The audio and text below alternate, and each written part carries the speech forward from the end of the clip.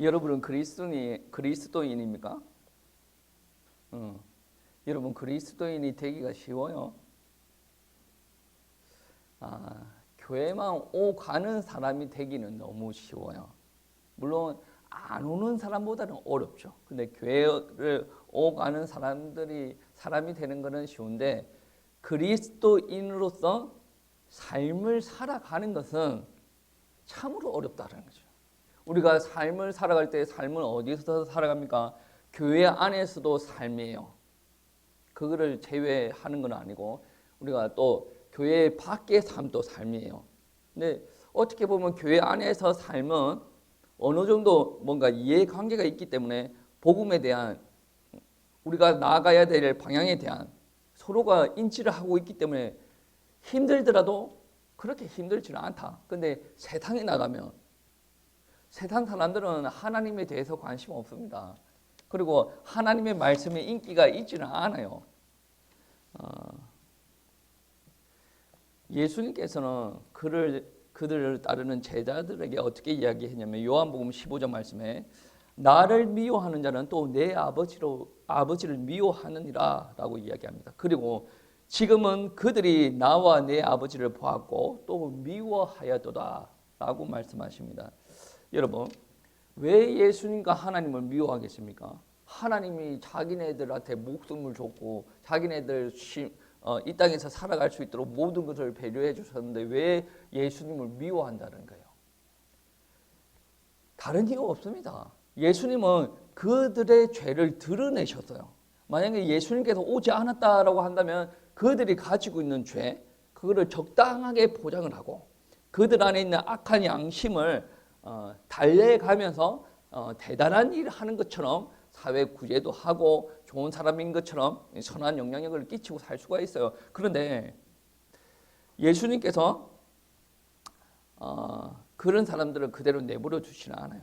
왜? 주님께서는 구원하시기 위해서 이제 오셨으니까 너희 자신을 보라. 죄에 대해서 직시하라. 이렇게 가르치거든요. 여러분 예수님께서 공생애 3년 동안 사역할 때 한번 보세요. 때에 따라서는 엄청 날카롭게 사람들을 공격할 때가 있어요. 근데 그 내용 자체는 잘못됨이 하나도 없어요. 근데 가끔 보면 예수님께서 날카롭게 지적할 때 보면 도가 지나치다라는 생각도 들기도 하지만 사람의 입장에서 생각하지 않고 하나님의 입장에서 생각하면 전혀 도가 지나친 게 없다라는 거죠. 그러니 이게 예수님의 이러한 행동을 통해서 그 죄인들이 자기의 죄를 바라보게 되는 거예요. 근데 예수님의 삶을 보면 죄가 없는 분이라 자기들의 모습과 너무 차이도 많이 나고 그분이 자기들에게 죄를 지적을 하니까 보라라고 하니까 이 사람들이 느끼는 바가 어때요? 따끔따끔 하는 거예요. 기분 나쁘고 막 그렇게 하는 거예요. 여러분 한번 생각해 보세요. 여러분 몸에 상처가 났어요. 그 상처에 소독하려고 소금을 갖다 붙였어요. 느낌이 어때요?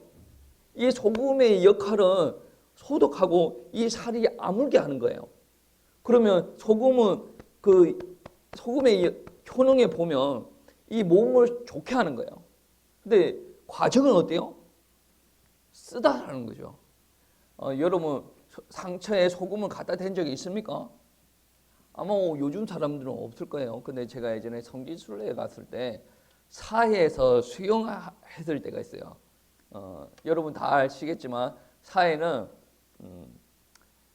다른 바다보다 염도가 더 높아요.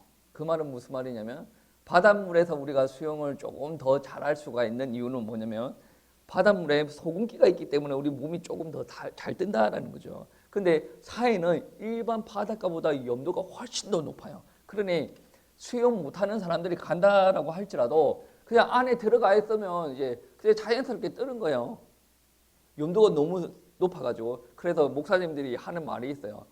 가이드랑 같이 불신을 하지 마라. 사해에 들어갈 때 불신을 하지 마라. 그다음 이렇게 살 너무 뜬다.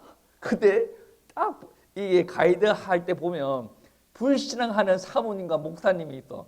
딱 들어가면 처음부터 이렇게 다 뜨는 게 아니고 조금 내려갔다 올라와요. 그러면 조금 내려갔을 때를 못 견디고 수영 못하니까 바닥바닥 하는 사람이 있다 그래요. 근데 아니나 다를까 우리 팀에도 그런 사모님 한 분 계셨어요. 그러니까 믿어라. 소금의 힘을 믿어라. 그렇게 하나님께서 창조하신 사이를 믿어라. 그런 이야기 하는 거예요. 근데 그 사이가 이스라엘 사람뿐만이 아니라 그 위에 유럽에 있는 사람들이 휴가를 받으면 자주 오는 휴양지라고 하더라고요. 왜 그러냐면 사해물에 들어갔다 나오면 피부 질환이 회복이 된대요. 그리고 무좀 있는 사람들 들어갔다 나오면 그게 주기적으로 몇 번씩 들어가면 이게 무좀도 그 회복된다는. 뭐 저는 잘 모르겠습니다만 그런 이야기가 있습니다. 그러니까 이게 염도가 높으니까 아무래도 뭐 과학적으로는 잘 모르겠지만 그런 일이 일어나는가 봐요. 근데 제가 그때 발에 상처가 하나가 있었어요. 상처 하나를 가지고 사이를 들어갔더니 이게 그냥 소금물이 아니라 완전히 염장을 해. 그거 아니겠습니까? 이게 고통이 막 파고 들어오는 거예요. 근데 그때 주변 사람들이 좀 비명 소리가 좀 들리는 사람들이 있어요. 상처가 좀 있는 사람들은. 그래도 들어갔다 나오면 상처는 이전보다 더 회복되어지는 일이 있다라는 거죠. 근데 하나님께서 이야기하실 때 우리들에게 세상에서 소금의 역할을 감당을 하라고 했어요. 이 세상이 썩어져 가는데 우리 보고 소금의 역할을 감당을 하라. 썩어져 가는 것을 방치를 하고 썩어져 가는 환부들을 고치는 일을 우리 보고 하라는 거죠. 근데 우리가 우리의 이 사역들을 잘 감당을 하면 어떤 일들이 있습니까? 세상들은 우리를 향해서 공격을 합니다. 왜? 우리의 말들이, 우리의 행동들이 기분 나쁘고 자기네들 상처를 쑤시기 때문에 우리를 미워하는 일들이 있다라는 거죠. 그러나 하나님 말씀은 우리는 그것들로 말미암아 회피하지 말아라, 물러서지 말아라라고 하십니다. 여러분, 예수님은 구원하시기 위해서 오셨어요, 우리를. 근데 구원하시는 과정에서 죄를 가르치시고 이게 그거를 직시하라는 가르침을 줄 때 어떤 일들이 일어나냐면 하나님의 말씀을 받아들이지 못하는 사람들은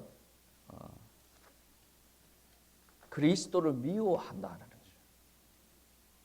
그래서 때에 따라서는 그들의 공격이 하나님을 믿는 사람들한테 순교로 다가올 수도 있고 박해로 다가올 수도 있다라는 말씀이죠. 그러니까 우리가 신앙생활을 할 때 회피하지 말고 하나님께서 원하시는 소금의 사역들을 감당을 하고 나아가라라고 말씀하시는데 이 말이 우리가 박해해 주세요, 우리를 죽여주세요 이런 말이 아닙니다. 우리는 사이코가 아니지 않습니까? 우리는 옆에 사람들한테 얻어맞아야 우리는 정신이 들고 뭐 기분이 좋아지고 그런 사람들 아니에요. 우리도 맞으면 아파요. 고통스러워요. 그럼에도 불구하고 이거는 우리에게 허락된 사명이라서 그렇게 하고 나아간다라는 말씀이 돼요. 그러니까 더 이상 타협하고 살지 말고 약속을 따라서 살아라. 하나님의 말씀 따라서 살아라. 그리고 박해를 당할 때에 하나님께서 우리에게 약속하여 주신 게 있습니다. 그 약속이 무엇이냐? 오늘 말씀에 드러나는 부분들인데 여러분 한 번쯤은 생각해 보세요. 바울은 이 세상에서 얻을 수 있는 지성 그리고 능력들을 모두 다 가지고 있었어요. 그러면 이 말을 다르게 표현하면 이 땅에서 성공하고도 남을 만한 조건을 가지고 있었다는 거죠. 그런데 여러분이 생각할 때 우리 바울이 세상적으로 바라볼 때 성공을 한 사람입니까? 예수님을 믿고 더 불행해진 사람이에요. 근데 바울은 로마서 8장 18절 말씀에 어떻게 고백을 하냐면 생각하건대 현재의 고난은 장차 우리에게 나타날 영광과 비교할 수가 없도다. 바울의 고백입니다. 이 땅에서 우리가 살아가면서 여러 가지 일을 당하면서 상실되는 게 있다라고 할지라도 하나님께서 우리에게 보장하여 약속하신 영광은 약속하신 상급은 사라지지 않는다라는 것입니다.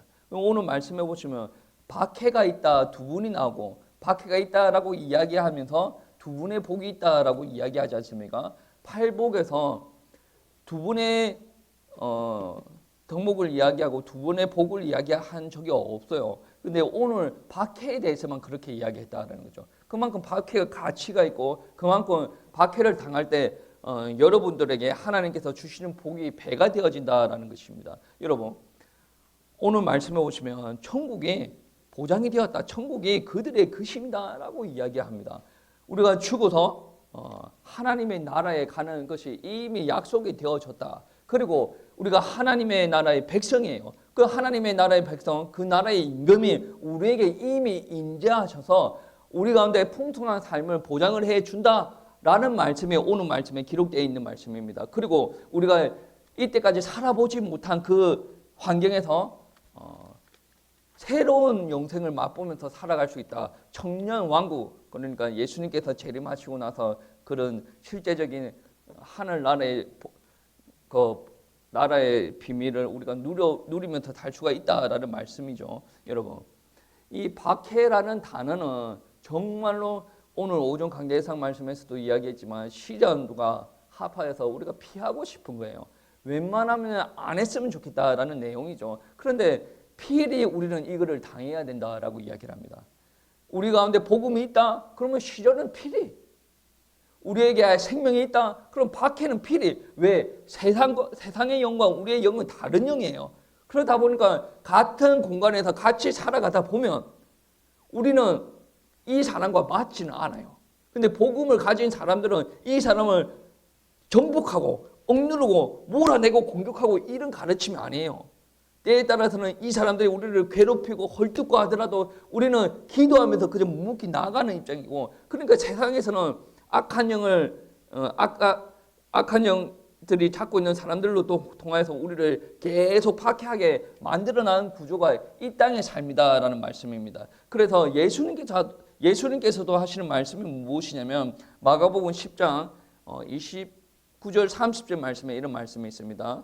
얼마 전에도 봤던 말씀이죠. 예수께서 이르시되 내가 진실로 너에게 이르노니 나와 복음을 위하여 집이나 형제나 자매나 어머니와 아버지나 자식이나 전토를 벌인 자는 현세에 있어 집과 형제, 자매, 어머니, 지식, 전토 100배나 받되 박해를 겸하여 받고 내세의 영생을 받지 못할 자가 없느니라. 우리가 복음을 위하여서 고통을 받으면 내세에만 영생이 있는 게 아니라 어디에도 축복이 있다라고 이야기하냐면 예수님께서 이야기하실 때 현세도 하나님께서 100배나 더하게 하겠다라고 합니다. 제가 짧게 접속사를 생략하고 읽었는데 현세에 있어서 집, 형제, 자매, 어머니, 지식, 전토를 100배나 받되 나와 복음을 위해서 이렇게 박해를 받는 자들은 100배의 축복을 받는다라고. 여러분 한번 생각해 보세요. 앉아가지고 하나님 경제 회복시켜줘서 나 이 문제 해결해 주세요. 그런 것보다 박해가 여러분에게 임했을 때 응답이 오는 강도가 훨씬 강하다는 거예요. 그만큼 박해에 들어가 있는 의미가 엄청나다라는 것을 여러분 아셔야 돼요. 당연히 내세에 영생이 있는 거 당연한 거고 현세에서도 하나님께서 은혜를 주신다라는 말씀입니다. 여러분,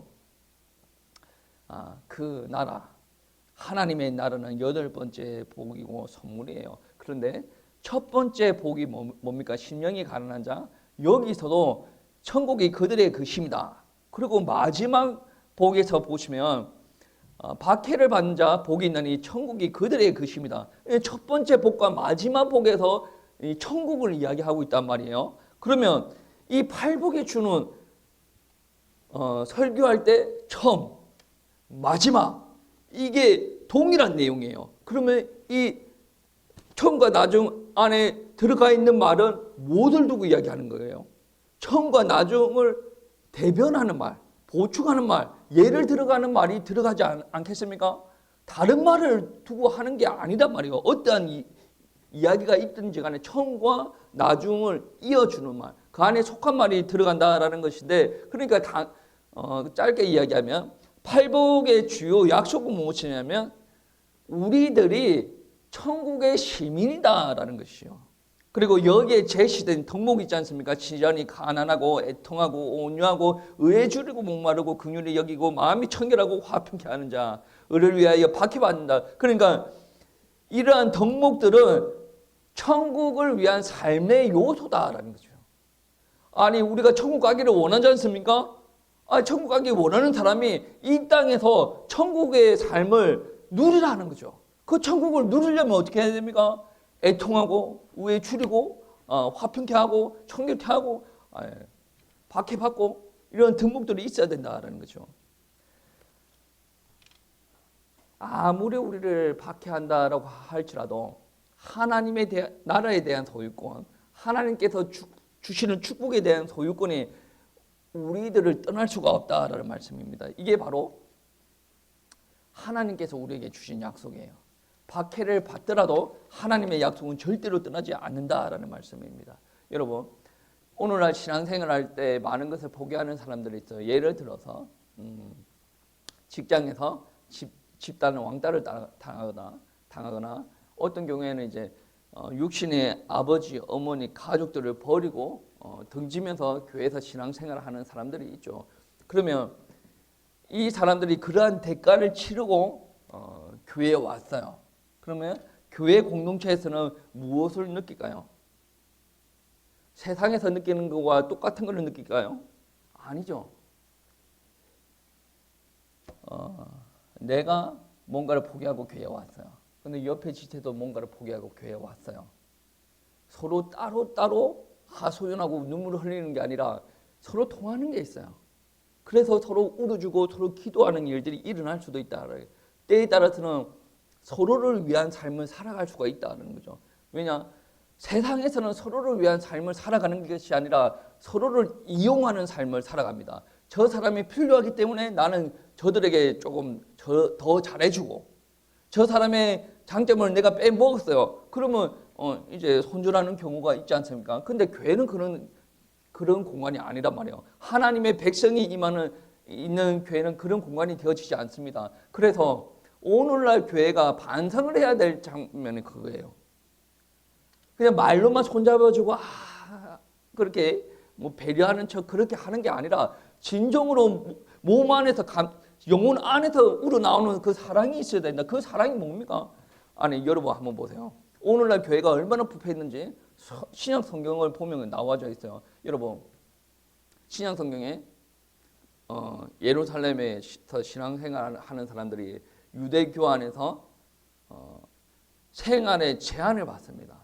자기 자녀들을 교육을 못 시키게 되었고 경제활동도 못하게 되었어요. 그러니 교회 공동체 안에 있는 사람들이 자기 재산을 팔아서 이 옆에 있는 지체들을 먹여 살립니다. 이게 그리스도의 사랑이에요. 그리고 특별히 더 힘든 사람들이 있으면 과부, 고아, 가난한 사람들한테 구제하는 일들이 벌어졌죠. 그리고 안디옥 교회에서 어떤 일을 했냐면 예루살렘 교회가 기근으로 말미암아 많이 힘들었지 않습니까? 그러니까 안디옥 교회가 뭐 풍성해서 그렇지는 않겠죠. 그 돈을 가지고 이게 뭡니까? 예루살렘 교회를 구제하는 도와주는 일들이 벌어졌습니다. 그리고 여러분 한번 생각해 보세요. 안디옥 교회에서는 선교사를 파송해 놓고 끝까지 후원하는 일들이 벌어졌어요. 빌립보 교회를 한번 보세요. 빌립보 교회는 어땠습니까? 바울이 선교 활동을 할 수 있도록 재정적인 지원을 아끼지 않았지 않습니까? 이게 바로 교회예요. 근데 오늘날 교회에서는 제가 아는 어떤 선교사님 그래요. 자기는 교회에서 지원 받기가 싫대. 큰 교회에서 후원해 줄게 그런 이야기까지 왔대. 여러 교회에서. 그런데 받기 싫대. 왜 싫은 줄 아십니까? 큰 교회에서 이렇게 지원해 주고 나서 선교 보고에 하라는 거죠. 그러니까 그런 부분이 억지로 만들어내야 되고 자기네들 요구사항에 충족하지 않으면 계속 사회가 이래야지 저래야지 훈수 뜨는 것이 있기 때문에 자기는 처음부터 그렇게 안 할 거라는 거예요. 차라리 현장에 나가서 더 고생하는 게 낫지 그거를 억지로 뭔가 되는 것처럼 만들어가지고 그렇게 할 수 없다. 제 주변에 의외로 그런 사람들 많아요. 교회가 잘못되어 가는 거죠. 물론 교회에 사람이 많고 우리 선교사님들이 무슨 사역을 하는지 정확하게 모르기 때문에 금중의 절차로 그거를 거쳐야 된다라고 생각할 수도 있는데 너무 선교사들 입장에서 이거는 아닌 것 같다. 차라리 도움 안 받겠다. 그렇게 하는 분들이 많이 있다는 거죠. 그리고 교회 안에서 어떻습니까? 네 새끼 내 새끼, 네 가정 내 가정, 네 경제 내 경제, 네 가족 내 가족 완전히 따로따로 놀아요. 그러니까 어떤 교회에서는 그런 게 있죠. 어떤 장로님 딸이 피아노를 쳐요. 근데 장로님 딸보다 피아노 잘 치는 딸이 그 딸이 치는 관계로 피아노를 못 치게 돼서 그것 때문에 갈등이 일어나는 거예요. 근데 어떻게 보면 그게 갈등이 일어날 게 아니에요. 네 가족 내 가족 네 딸 내 딸 이야기가 되어지는 갈등이 일어나는 거 아니겠습니까? 교회가 너무 커지다 보면 그런 어려운 부분들이 있을 수도 있어요. 그런데 우리가 정말로 주님의 복음을 위해서 같이 이 공동체 안에서 살아간다라고 한다면 그게 전혀 문제가 되어질 게 없다라는 것이죠. 부족한 자들도 세워서 서로 같이 세워지고 하나님 앞에 같이 영광을 올려드려지고 아니 못나 뜨면 좀 어떻습니까? 좀 잘나게 만들어서 뜨면 되는 거 아니겠습니까? 아니 여러분의 기준이 하나님의 기준이 되어줘야 됩니다. 여러분 기준이 뭐 이렇고 저렇고 안 되고 되고 막 그게 하나님의 뜻은 100%는 아니라고 봅니다. 여러분 이때까지 살아왔던 교회의 모습 중에 장점도 많아요. 여러분이 봤던 교회의 모습 중에 장점이 많아요. 그런데 오늘날 교회의 단점이 훨씬 더 차고 많습니다. 여러분이 알게 모르게 뭐 하는 저를 포함해서 하는 행동들 막 그 안에 우리 가운데 빼야 될 부분들이 너무 많아요. 어떤 목사님들 훌륭한 목사님들 만나보다 보면 어떤 이야기를 하는 줄 아십니까? 목사는 목사 떼벽기가 정말 힘들다. 목사는 이제 그렇다는 거죠. 장로는 어떻고 목사님들 뭐 안에서 뭐 이런 이야기 저런 이야기 하는 경우가 있습니다. 그게 뭐냐면 정말 우리가 팔복의 가르침 따라 살아가냐는 거죠. 박해는 피하면서 대접은 받고 싶고 시험은 피하고 싶고 평안하게 살고 싶고 그런 거예요. 좀 안타깝습니다. 하나님의 말씀이 그렇다라고 한다면 우리는 그 말씀을 나를 박해해 주세요. 그건 아니더라도 최소한 피하고 사는 건 안 돼요. 여러분이 있는 위치에서 만약에 박해가 온다면 박해랑 싸우라 그 말이 아니고 감수할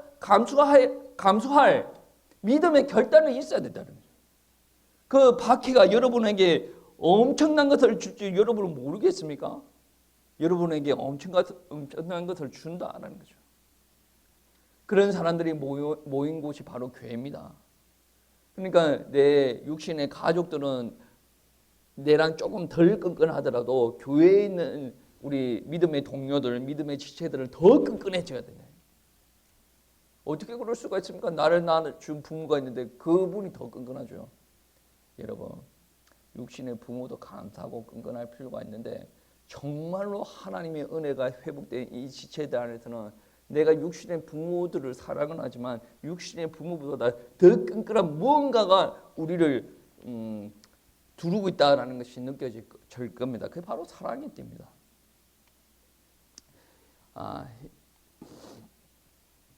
박해라는 것은 우리가 취해야 될 신앙의 태도 중에 하나예요. 근데 이렇게 취할 때 우리는 기쁨으로 받아들일 수가 있습니다. 왜 그러냐면 기쁨으로 받아들일 수 있는 이유가 첫 번째, 하늘에서 너희 상이 큼이라. 12절 말씀에 하늘에서 너희의 상이 큼이라 라고 이야기했습니다. 여기서 크다라는 것은 크고 풍성하게 너희에게 상이 임할 것이다 라는 것을 두고 이야기하는 거 아니겠습니까? 우리는 장차 하나님 앞에 가서 상을 받게 될 것입니다. 그때는 우리의 모습이 교만하지 않고 상이 나에게 임한다고 하더라도 감사하면서 하나님 앞에 영광을 올려드리는 정말로 하나님을 닮은 모습들이 우리에게 회복이 되어질 거예요. 그러니까 온전한 모습으로 회복이 되어져서 주님께서 주시는 멸류관, 상금 우리가 다 받아 누릴 수가 있는 거예요. 우리가 잘해서 그렇다라는 것이 아니죠. 겸손하게 하나님의 말씀에 따라 순종을 하였기 때문에 가능하다라는 말씀인데, 그런데 왜 이 땅에서 이게 우리에게 오지 않는가? 여러분에게 그게 오면 어떻게 되겠습니까? 목사가 금멸류관을 받았어. 그러면 사람이 완전하여 주지 않았거든. 교만하지 않습니까? 교만하여 질 수가 있는 거예요. 사람에게 은사가 하나 들어가도 교만해지는 사람이 많습니다. 그러면 지금 우리 죄 가운데 있는 우리가, 육신 가운데 있는 우리가 그 상급을 다 받아 누리면 오히려 안 받은 것만 못할 수도 있다는 거죠. 하나님께서 큰 은사를 주신 바울은 어떻습니까? 자기에게 사탄의 가시를 떼어 달라고 했는데 하나님께서 네 은혜가 내게 족하다. 바울도 하나님의 말씀대로 그대로 인정하고 나아가지 않습니까? 왜? 하나님의 뜻이 받아들여지니까. 여러분, 지금 우리에게 모든 것을 주실 때는 그런 어려움이 있기 때문에 나중에 하나님께서 우리에게 주실 것이다 라고 약속하신 건데, 지금 아예 안 준다라는 말은 아니거든. 우리가 믿음이 되어지는 만큼 하나님께서 영안도 열어주시고 은혜의 문도 열어주시고 우리를 회복시켜 간다라는 거죠. 우리가 지금 이 상태, 이 모양으로서는 하나님의 사명들을 감당을 할 수가 없습니다. 능력이 너무 없어요. 지혜도 너무 없습니다. 우리가 사람들과의 관계도 잘 못 맺어요. 한마디를 하면 옆에 사람들 자꾸 오해를 합니다. 우리가 어떻게 사역을 합니까? 못할 거 아니겠습니까? 우리의 문제, 누가 그러더라고. 대화를 했을 때 오해가 생기면 반은 나의 문제다. 저는 그 이야기 들으면서 고개 끄덕끄덕 했습니다. 그런데 상대방도 자기 문제가 아니라 그러고 나도 내 문제가 아니라고 한다면 이거는 말을 안 해야죠. 근데 교회가 무슨 벙어리입니까? 말을 안 하고 사역을 할 수가 있습니까? 아니, 말을 해야 되는 거 아니에요. 그래서 아침에 우리 그 주일학교 교사들 모임할 때 뭐 그런 이야기 했습니다. 질문할 사항이 있으면 뭐 궁금한 거 있으면 또 제안할 거 있으면 이야기를 하세요. 한철수님이 배가 아파가지고 잠깐 화장실 갔을 때 그런 내용도 했거든. 나눠야지. 나누고 은혜가 와서 내 마음이 동하여졌을 때 우리가 움직이는 거 아니겠습니까? 여러분, 우리가 지금 많이 부족합니다. 그래도 우리가 하나님 앞에 쓰임 받아야 되지 않습니까? 그래서 하나님이 급하기 때문에 우리를 꾸역꾸역 만들어가죠.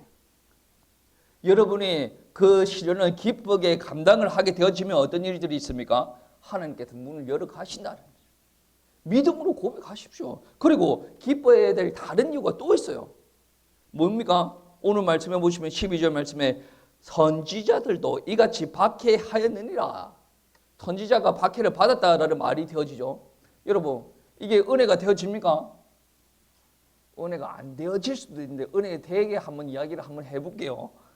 여러분 한번 생각해 보세요.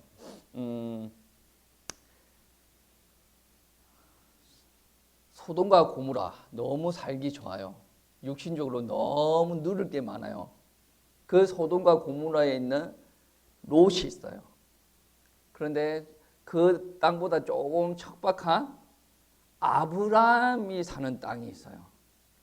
여러분은 롯의 삶을 선택을 할까요? 아브라함의 삶을 선택을 할까요?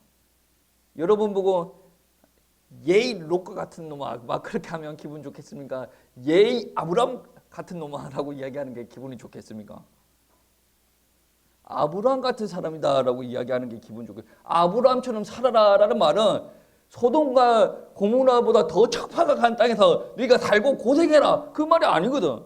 여러분 예레미야를 한번 생각해 보세요. 예레미야가 살 때는 하나님의 말씀에 예레미야에게 임했어요. 그리고 하나님의 말씀대로 이 나라가 망할 것을 전하라라고 해서 예레미야가 순종을 한단 말이에요. 그 말에 순종을 해서 예레미야는 어떻게 됐습니까? 감옥에 갇혔어요. 그 감옥에 가두는 정치인들이 있고 예레미야와 반대되는 말을 하는 거짓 선지자들이 있어요. 그 거짓 선지자들은 망하는 것과 반대로 이야기합니다. 부귀영화, 이 나라가 대성할 것이다 라고 이야기를 합니다. 여러분, 분명히 거짓 선지자들 삶이 더 풍요로워요. 예레미야는 어디입니까? 감옥이에요. 여러분 보고 거짓 선지자처럼 사세요 라는 말과 예레미야처럼 사세요 라는 말이 어느 게 어려웠습니까? 나는 거짓 선지자처럼 이렇게 누리고 살고 싶은데 그런 사람은 없어요. 예레미야처럼 살아라 그 말은 에이 감방이나 가라 이 말이 아니거든. 여러분 이 말이 어떤 말이냐면 같은 취급을 해준다는 거죠.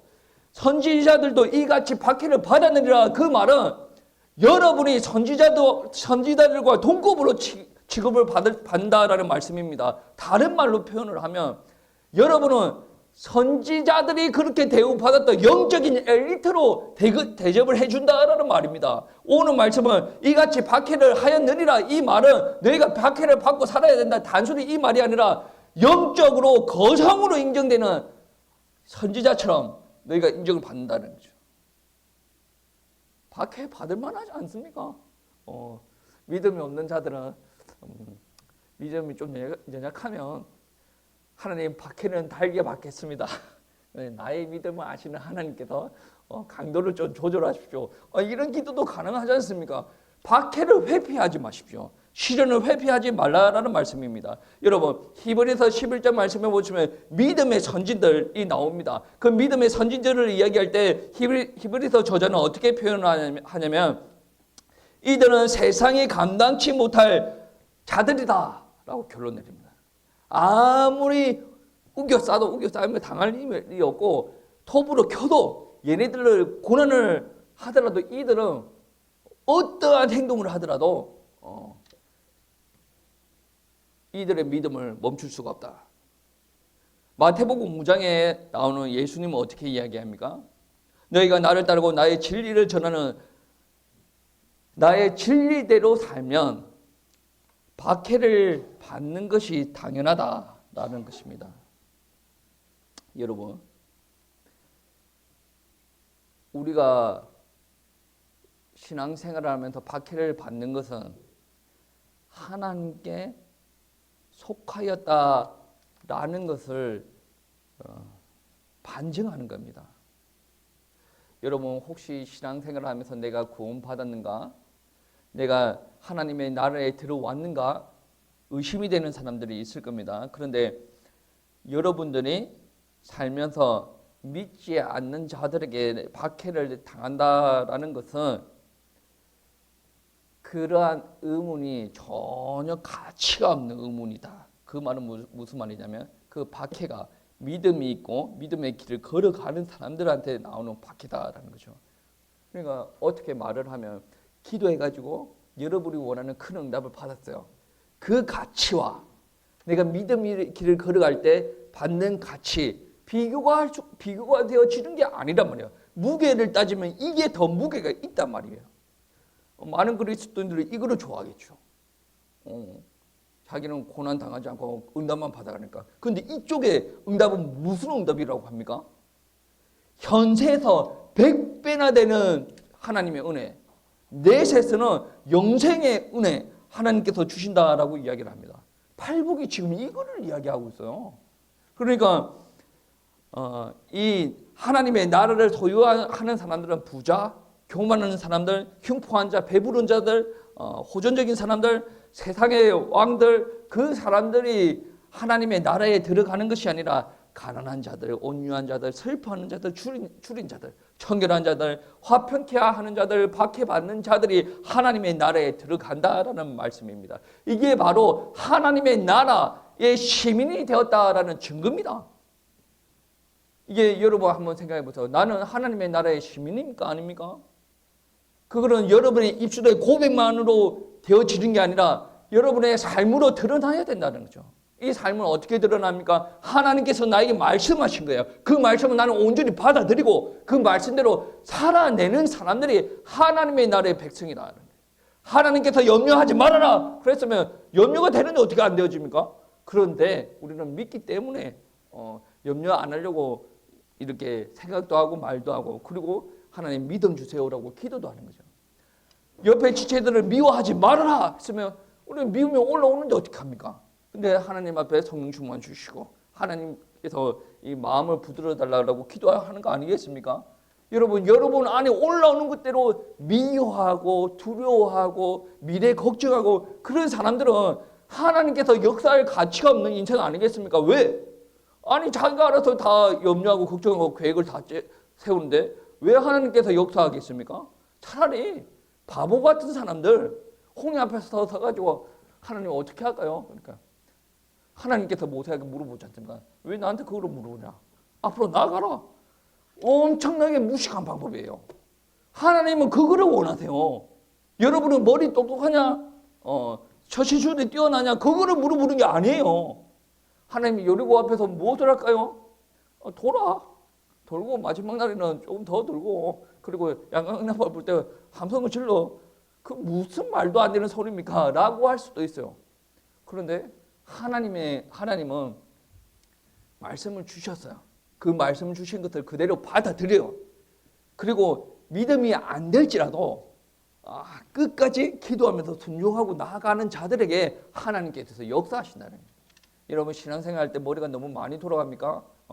하나님 내 머리 안에 시멘트를 쳐주세요. 머리가 안 돌아가게끔 어차피 여러분 머리 좋아봤자 200도 안 되는 머리 가지고 자꾸 하나님 앞에 머리 굴리지 마세요. 뻔할 뻔지 아니겠습니까? 여러분도 옆에 자식들 보면 다 알지 않습니까? 하나님도 하나님의 자식인 우리를 딱 보면 뻔해요. 왜 그거를 믿으면 못 드리니? 왜 그거를 간을 보고 앉아있니? 그냥 말씀했으면 그냥 받아들여. 살아가. 뒷일은 누가 감당하겠습니까? 하나님께서 하겠지. 하나님께서 안 하면 다 같이 죽으면 돼요. 이런 믿음도 없이 신앙생활을 어떻게 합니까? 다 같이 죽을래요? 죽을래요? 저는 요즘에 곰곰이 생각하는 거예요.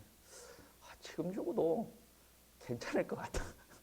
그런데 사모님은 독하니까 알아서 잘 살아남을 것 같고 애들이 좀 불쌍하니까 죽어도 한 10년 뒤쯤에 죽는 거예요. 이런 생각도 해봐요. 근데 참 안타까운 것은 하나님의 나라를 보면 안타까워. 그래도 좀 발팔할 때 하나님 앞에 더 쓰임 받고 가는 것이 하나님의 나라를 위해서 좋지 않은가. 그래서 한마디를 하더라도 교회 사역을 하고 가정생활을 하더라도 하나님의 영광을 드러내면서 좀 살려고 발부둥 차. 여러분도 마찬가지고 여러분 하나님 앞에 순종하십시다. 순종 안 되는 기질인 거 압니다. 저는 여러분을 다 알아요. 순종 절대로 안 됩니다. 근데 하나님 앞에 은혜를 구하시면서 하나님의 이 더러운 성품도 주장하여 주시고 순종하는 이게 성품으로 만들어서 그 성품에 하나님의 능력과 거룩을 덧입혀서 하나님의 것으로 살아갈 수 있도록 축복하여 달라고 기도하시겠습니다.